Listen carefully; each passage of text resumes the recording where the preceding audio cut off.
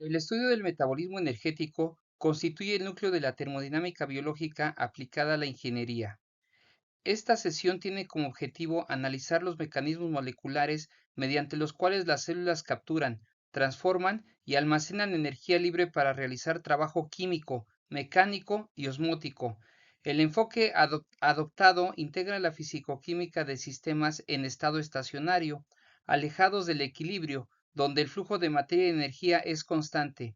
Se examinarán las rutas catabólicas y anabólicas no como eventos aislados, sino como una red de reacciones interconectadas y reguladas por la carga energética celular. Desde la perspectiva de la ingeniería en energía, la célula se conceptualiza como un transductor de alta eficiencia. Se profundizará en la lógica de la transferencia de grupos fosfato y en la jerarquía de los potenciales de óxido-reducción, elementos que determinan la viabilidad termodinámica en los procesos biológicos.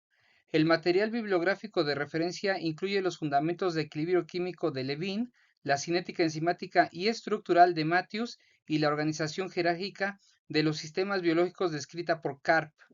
Esta integración permite una comprensión cuantitativa de los rendimientos energéticos, fundamental para el desarrollo de bioprocesos, la optimización de bioreacciones y el desarrollo de sistemas de energía sustentable basados en biomasa.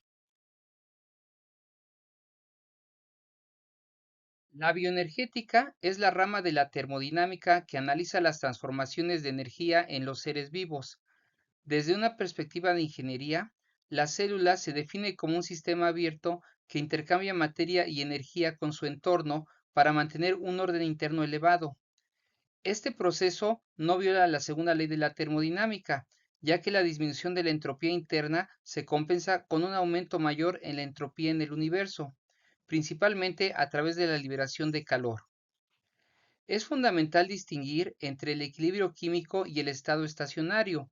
Un sistema en equilibrio no puede realizar trabajo, por lo tanto, las rutas metabólicas operan desplazadas del equilibrio mediante un flujo constante de sustratos y eliminación de productos. En ingeniería en energía, comprender estos mecanismos de transducción es crítico para evaluar la viabilidad de sistemas biológicos como fuentes de energía o precursores químicos. El estudio se centra en la energía libre de Gibbs, que determina la dirección espontánea de las reacciones y la cantidad de trabajo máximo obtenible a presión y temperatura constantes. El cambio en la energía libre de Gibbs, delta G, es la variable termodinámica central para predecir la espontaneidad de los procesos metabólicos. Según Levin, en condiciones isotérmicas e isobáricas, una reacción solo ocurre de forma espontánea si el delta G es negativo, es decir, un proceso exergónico.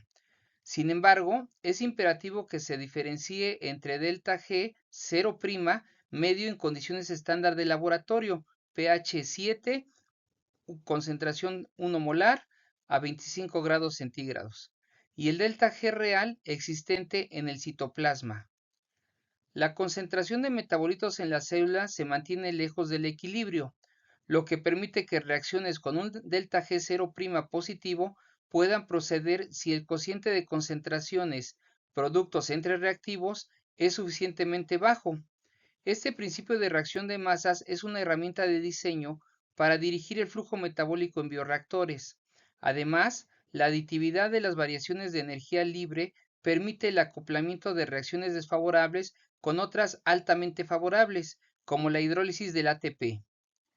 Este concepto es análogo al uso de una fuente de potencia para impulsar un proceso que de otro modo sería estático, permitiendo la síntesis de macromoléculas complejas a partir de precursores simples.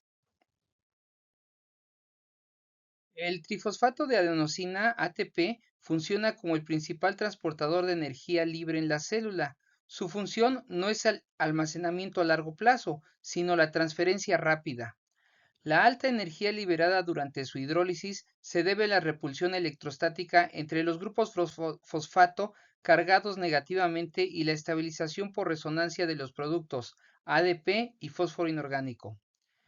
Matthews destaca que el ATP ocupa una posición intermedia en la jerarquía de potencias de transferencia de fosfato, lo que le permite actuar como un dador para reacciones de síntesis y como un aceptor desde moléculas de mayor energía, como el fosfoenol piruvato.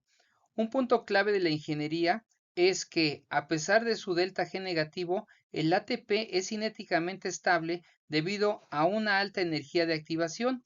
Esto significa que no se hidroliza de forma espontánea a tasas significativas sin la presencia de catalizadores específicos, como las enzimas.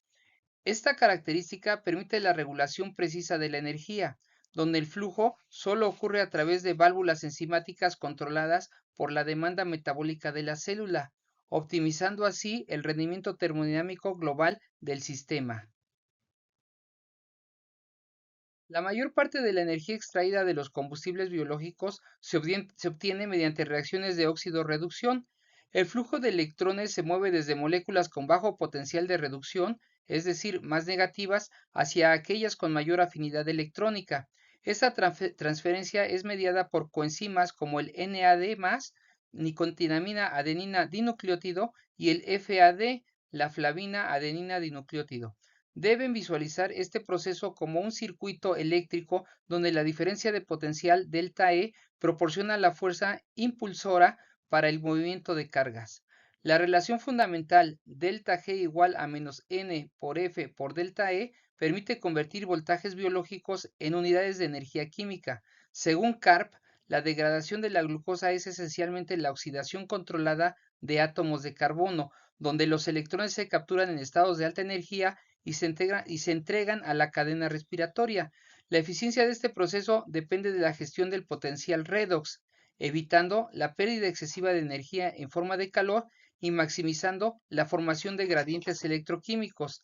En el diseño de pilas de combustible biológicas, estos principios son base para maximizar la densidad de corriente mediante el uso de mediadores electrónicos eficientes.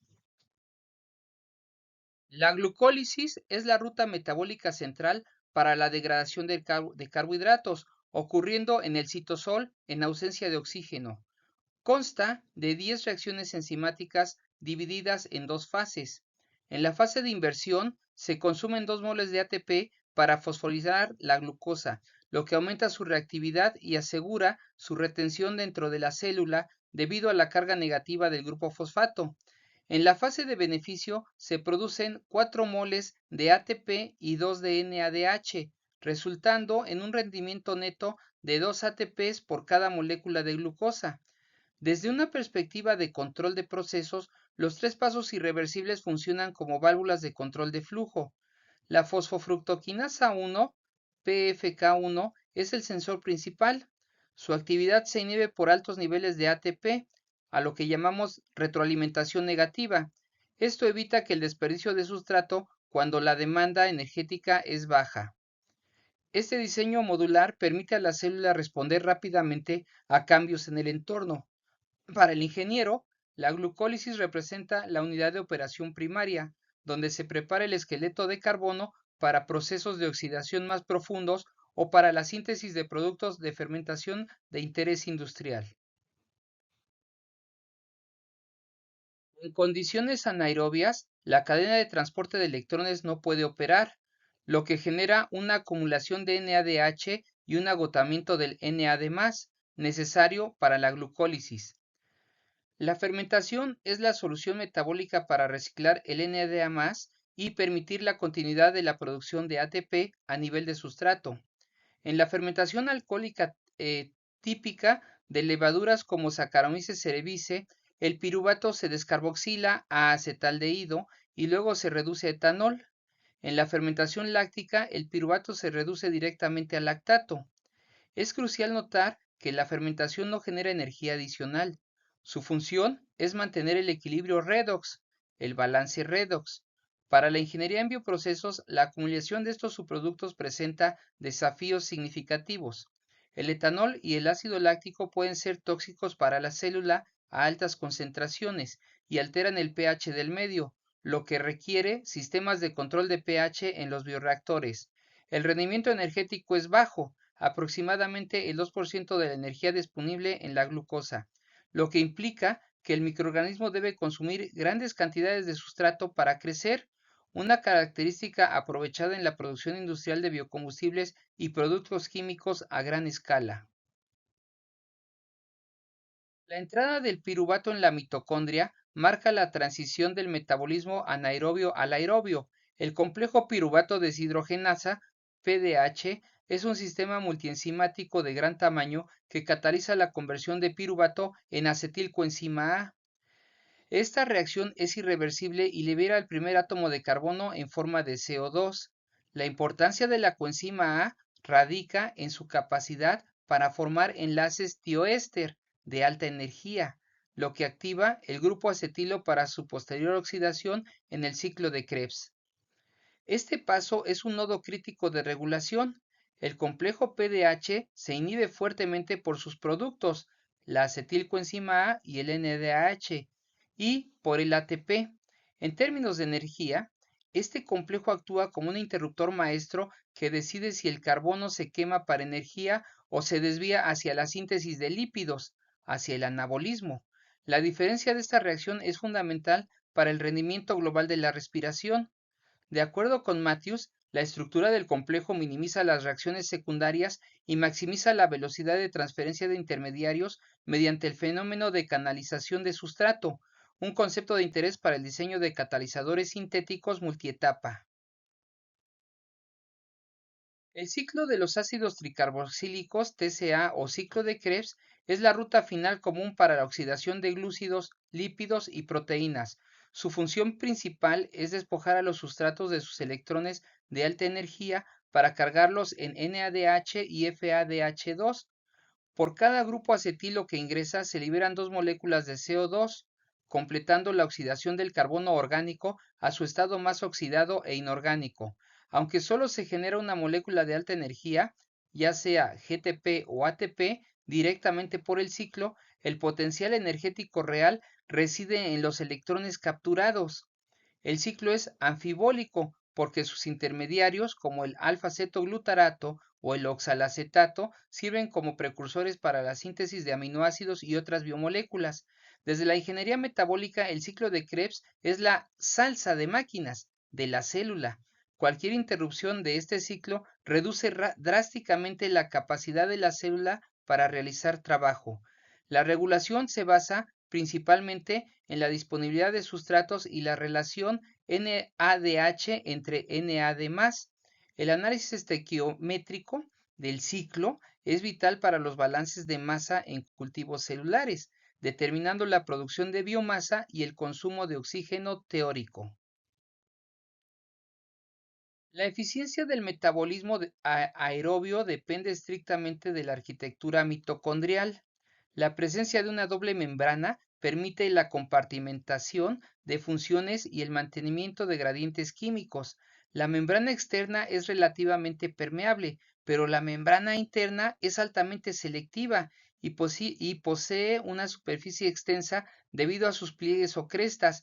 Esta alta relación superficie-volumen es una solución de ingeniería para empaquetar una enorme cantidad de proteínas de la cadena de transporte de electrones y ATP sintasa. En la matriz mitocondrial se encuentran las enzimas del ciclo de Krebs y la oxidación de ácidos grasos. El espacio intermembrana actúa como un reservorio para la acumulación de protones, análogo a la cámara de alta presión de una turbina. Según Karp, esta organización espacial permite que los procesos de oxidación y fosforilación ocurran de manera coordinada pero físicamente separada, evitando interferencias químicas. Para un ingeniero, la mitocondria representa un modelo ideal de integración de procesos, donde la transferencia de masa, los metabolitos, y la transferencia de energía, los electrones, protones, están optimizados para minimizar las pérdidas de difusión y maximizar la densidad de potencia celular. La CTE, la cadena de transportes de electrones, es una serie de transportadores de electrones incrustados en la membrana interna mitocondrial. Los electrones del NADH entran en el complejo 1, mientras que los del FADH2 entran en el complejo 2. A medida que los electrones se mueven a través de los complejos 3 y 4 hacia el oxígeno, pierden energía libre. Esta energía se utiliza para bombear protones desde la matriz hacia el espacio intermembrana. El oxígeno molecular es el aceptor final debido a su alta electronegatividad, reduciéndose a agua. Este es altamente direccional debido al aumento progresivo del potencial de reducción de los componentes. Para el ingeniero, la CTE es un transductor de energía química a energía potencial electroquímica. Cualquier fuga de electrones antes de llegar al oxígeno puede generar especies reactivas de oxígeno, lo que reduce la eficiencia y daña el sistema. El diseño de la cadena minimiza estas fugas mediante el uso de centros redox metabólicos, hierro-azufre, los famosos HEMOS, con distancias de tunelización electrónica optimizadas. La comprensión de estos complejos es esencial para estudiar el impacto de inhibidores, como el cianuro, o para el desarrollo de biocatalizadores que utilicen donadores de electrones no convencionales en sistemas industriales. La teoría quimiosmótica explica cómo la oxidación de combustibles se traduce en la síntesis de ATP. En lugar de un intermediario químico de alta energía, la energía se conserva en un gradiente de protones a través de la membrana interna mitocondrial.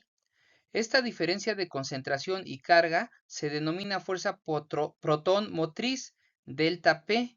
Un ingeniero puede calcular delta P utilizando una variante de la ecuación de Nernst-Planck, considerando tanto la diferencia de pH químico como el potencial de membrana eléctrico.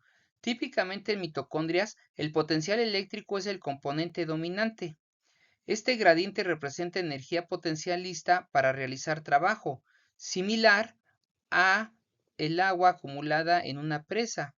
La membrana actúa como un aislante eléctrico y una barrera de difusión, manteniendo la integridad del gradiente. El acoplamiento es tan estrecho que si el gradiente desaparece por daño en la membrana o agentes desacoplantes, la respiración puede continuar, pero no se produce ATP y la energía se disipa enteramente como calor. Este fenómeno es la base de la termogénesis en ciertos tejidos. Para el control de bioprocesos, la mediación indirecta del potencial de membrana es un indicador vital del estado energético y la viabilidad de la biomasa en el bioreactor.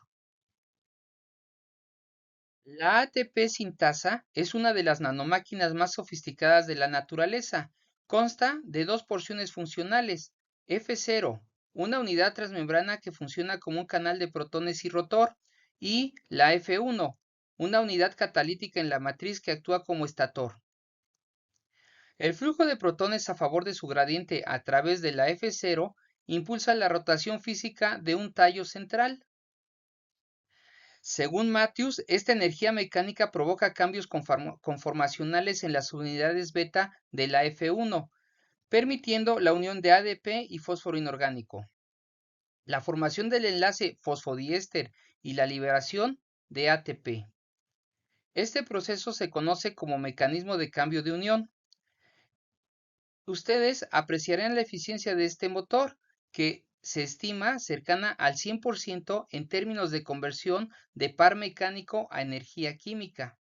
Se requieren aproximadamente de 3 a 4 protones para sintetizar una molécula de ATP. La reversibilidad de esta enzima es notable. En condiciones de gradiente invertido, puede funcionar como una bomba de protones consumiendo ATP. Este motor rotatorio es el modelo para el desarrollo de nanomotores sintéticos y sistemas de conversión de energía a escala molecular, demostrando que la vida utiliza principios de ingeniería mecánica para resolver problemas termodinámicos. El cálculo del rendimiento de ATP por molécula de glucosa es un ejercicio del balance de energía. Teóricamente, si se asumen valores máximos, el rendimiento es de 38 moléculas de ATP. Sin embargo, en la práctica celular, el rendimiento es menor, situándose alrededor de 30 a 32 ATPs. Esta discrepancia se debe a que el gradiente de protones no solo se utiliza para la ATP sintasa, sino también para el transporte activo de piruvato, fosfato y ADP hacia el interior de la mitocondria. Además, el NADH producido en el citosol durante la glucólisis debe entrar en la mitocondria mediante sistemas de lanzadera que tienen un costo energético. Ustedes deben de evaluar la eficiencia global dividiendo la energía libre capturada en el ATP entre la energía libre total de la combustión de la glucosa, que tiene un delta G igual a menos 2870 kilojoules por mol. Esto resulta en una eficiencia de aproximadamente el 34%, que supera significativamente la mayoría de los motores térmicos de fabricación humana que operan bajo ciclos de Carnot. Este alto rendimiento se logra operando en una cascada de pasos químicos pequeños, minimizando la disipación de energía por grandes saltos de potencial, un principio fundamental para la optimización de procesos químicos industriales. La regulación del metabolismo energético asegura que la tasa de producción de ATP coincida con la tasa de consumo. El principal indicador es la carga energética de la célula reflejada en la relación ATP entre ADP. Niveles altos de ATP funcionan como una señal de freno, inhibiendo enzimas clave como la fosfofructoquinasa 1 y la isocitrato deshidrogenasa. Por el contrario, un aumento de ADP o AMP actúa como un acelerador. Es importante identificar esto como un sistema de control de lazo cerrado con múltiples sensores. Además, existe el control por aceptor, donde la velocidad de la cadena respiratoria está limitada por la disponibilidad de ADP y oxígeno. Si no hay ADP para ser fosforilado, el gradiente de protones se satura y el transporte de electrones se detiene. Esta coordinación evita el consumo innecesario de nutrientes. En biotecnología industrial, entender estos mecanismos de control permite manipular el metabolismo para sobreproducir ciertos metabolitos de interés, bloqueando rutas de retroalimentación o alterando la expresión de enzimas regulatorias mediante ingeniería genética. Esto con el fin de desviar el flujo de carbono hacia el producto deseado. La fotosíntesis es el proceso de conversión de energía radiante en energía química. El cloroplasto es el organelo especializado con una arquitectura basada en pilas de membranas llamadas tilacoides, que maximizan la superficie de captura de fotones. El proceso comienza cuando un pigmento, la clorofila, absorbe un fotón, elevando un electrón a un estado excitado. La energía se transfiere rápidamente entre moléculas de pigmento mediante transferencia de energía por resonancia tipo Forster hasta alcanzar el centro de reacción. Aquí ocurre el evento crítico, la separación de carga, donde un electrón de alta energía se transfiere a un aceptor primario, iniciando el flujo electrónico. Este sistema es análogo a una celda fotovoltaica de tercera generación. La eficiencia cuántica, los electrones producidos por fotones absorbidos, es muy alta en los pasos iniciales, pero la eficiencia energética global se degrada en los pasos químicos posteriores.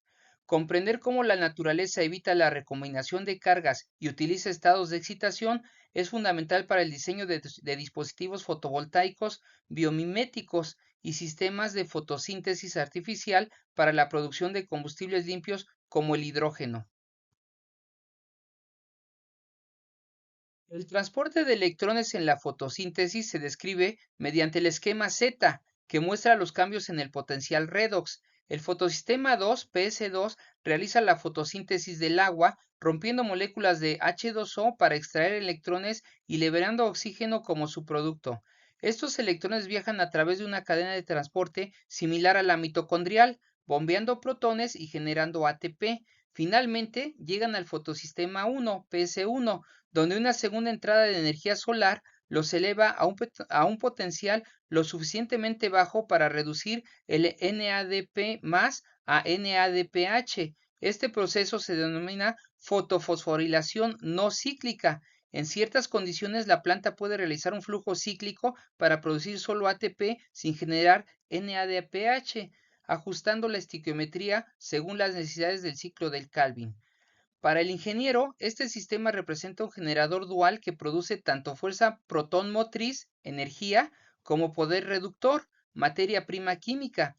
El diseño en serie de los fotosistemas permite superar el salto de potencial energético necesario para llevar electrones desde el agua, potencial muy positivo, hasta el NADPH, potencial muy negativo, utilizando dos fotones por cada electrón transferido. El ciclo de Calvin es la fase biosintética de la fotosíntesis, donde la energía química almacenada en forma de ATP y NADPH se utiliza para fijar el CO2 atmosférico en carbohidratos. El ciclo se divide en tres etapas: carboxilación, reducción y regeneración. La reacción clave es catalizada por la enzima rubisco, que une el CO2 a una molécula de 5 carbonos, la RUBP. Posteriormente, el sistema invierte energía para reducir el carbono orgánico. Deben tomar nota que este proceso es energéticamente costoso. Si observamos la figura, se requieren 3 ATPs y 2 NADPHs por cada molécula de CO2 fijada.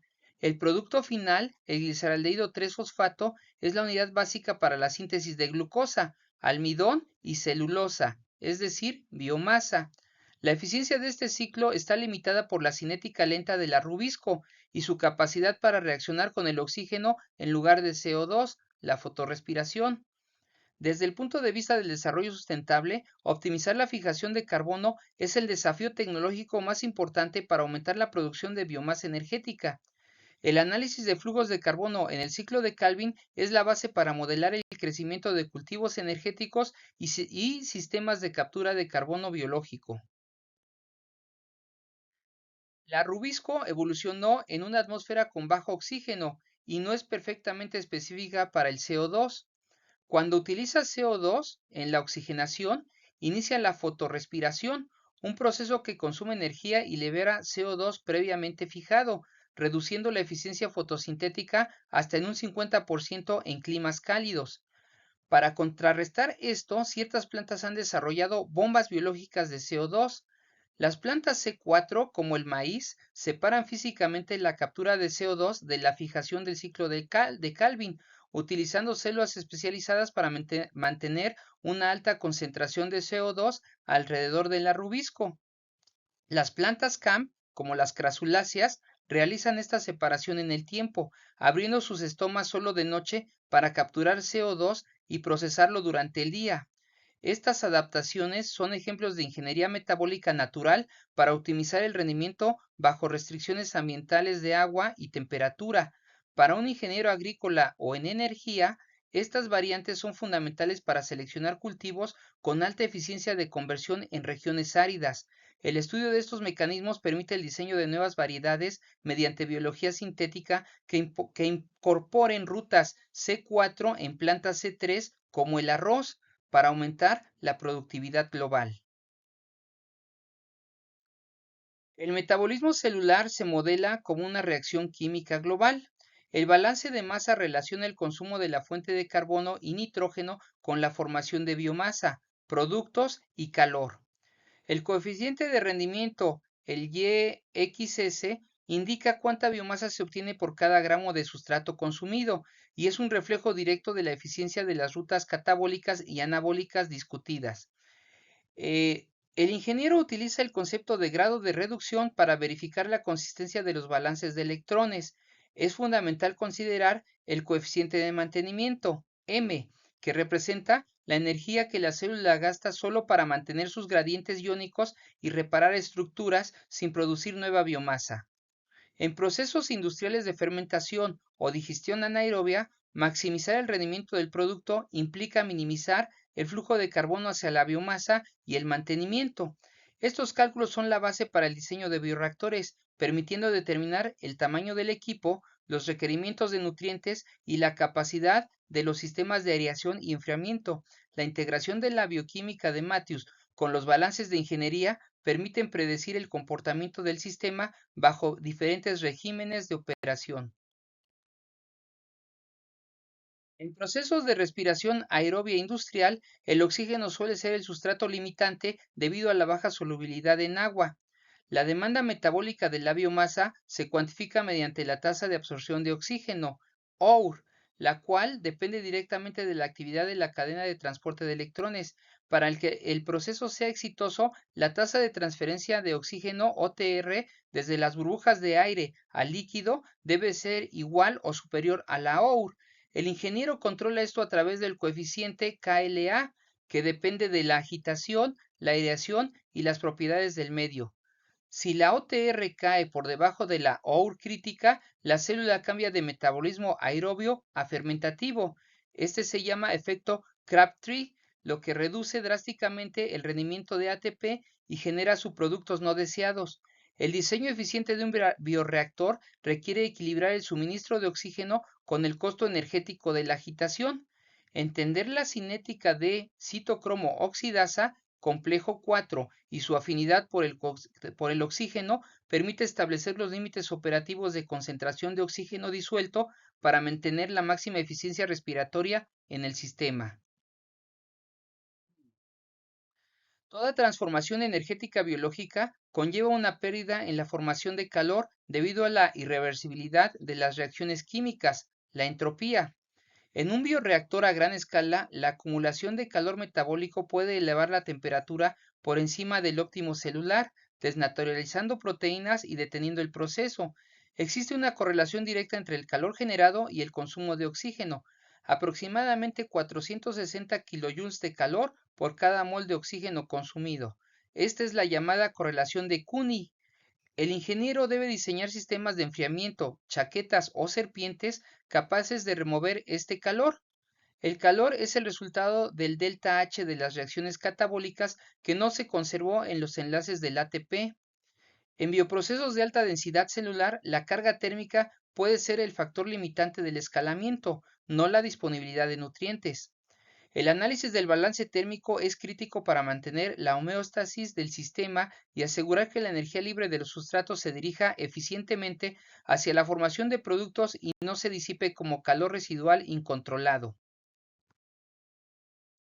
La ingeniería metabólica busca reprogramar las redes celulares para mejorar la producción de compuestos específicos, utilizando herramientas de biología molecular como la CRISPR. Es posible eliminar genes que codifican para rutas que consumen energía o carbono sin contribuir al producto final. Por ejemplo, en la producción de bioetanol se pueden eliminar rutas que producen glicerol. También se pueden introducir rutas exógenas, como los genes de la fotosíntesis en bacterias no fotosintéticas, para que utilicen luz solar como fuente suplementaria de ATP. Ustedes deben de utilizar el análisis de balance de flujos para modelar matemáticamente el metabolismo y predecir cómo un cambio genético afectará la tasa de crecimiento y el rendimiento de producto. Matthews indica que la flexibilidad metabólica de la célula permite estas manipulaciones siempre que se mantenga el equilibrio redox y energético básico. Este campo es la punta de lanza de la biotecnología moderna, permitiendo convertir microorganismos en fábricas celulares eficientes que transforman residuos orgánicos o CO2 en combustibles de alta densidad energética y polímeros biodegradables. Los lípidos son las moléculas de almacenamiento de energía más eficientes debido a su alto grado de reducción. Mientras que la glucosa está parcialmente oxidada, los ácidos grasos poseen cadenas de hidrocarbonos casi totalmente reducidas. En la beta oxidación, estas cadenas se rompen en unidades de acetilcoenzima A, generando grandes cantidades de NADH y FADH2. Por ejemplo, la oxidación completa de una molécula de ácido palmítico con 16 carbonos genera aproximadamente 106 ATPs, comparado con los 30 a 32 ATPs que se obtienen de la glucosa, una molécula de 6 carbonos. En términos de masa, las grasas proporcionan más del doble de energía por gramo, 9 kilocalorías por gramo contra 4 kilocalorías por gramo. Para la ingeniería en energía, esto explica por qué las microalgas oleaginosas son candidatas ideales para la producción de biodiesel. Su metabolismo está optimizado para desviar el exceso de energía fotosintética hacia la síntesis de triacilgliceroles. Comprender la regulación de la síntesis y degradación de lípidos permite manipular el estrés celular, como la limitación de nitrógeno, para inducir la acumulación masiva de aceites, transformando la célula en una reserva de combustible biológico de alta densidad energética. La frontera de la bioenergética aplicada es la integración directa de metabolismos con sistemas eléctricos. Algunas bacterias pueden transferir electrones desde sus rutas respiratorias internas hacia electrodos externos mediante proteínas de membrana, los citocromos o mediadores solubles. Estas celdas de combustible microbianas, que se llaman MFC, permiten generar electricidad directamente a partir de la oxidación de aguas residuales. Por otro lado, microorganismos fotosintéticos o fermentativos pueden producir hidrógeno gaseoso utilizando enzimas hidrogenasas que acoplan protones con electrones sobrantes del metabolismo.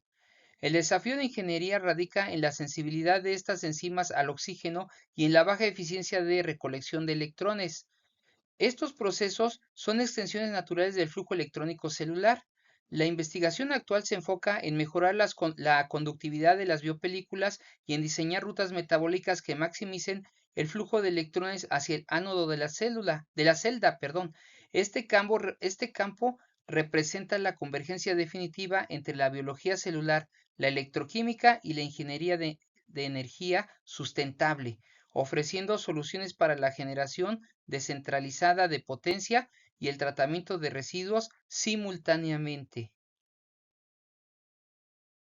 Para concluir, el metabolismo energético no es solo un conjunto de reacciones químicas, sino un sistema altamente optimizado de gestión de energía libre y flujo de electrones. Los principios de termodinámica de Levin, la bioquímica de Matthews y la estructura de Karp nos muestran que la vía opera bajo las mismas leyes físicas que las máquinas construidas por el hombre, pero con una precisión y eficiencia nanoscópica superior.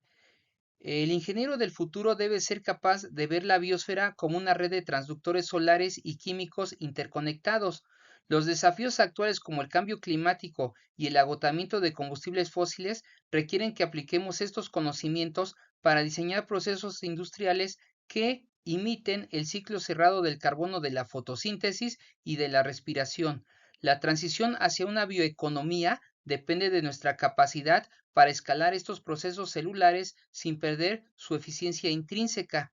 La biología, por lo tanto, deja de ser una ciencia meramente descriptiva para convertirse en una disciplina de diseño fundamental para la ingeniería en energía y el desarrollo sustentable a nivel global. Muchas gracias por su atención.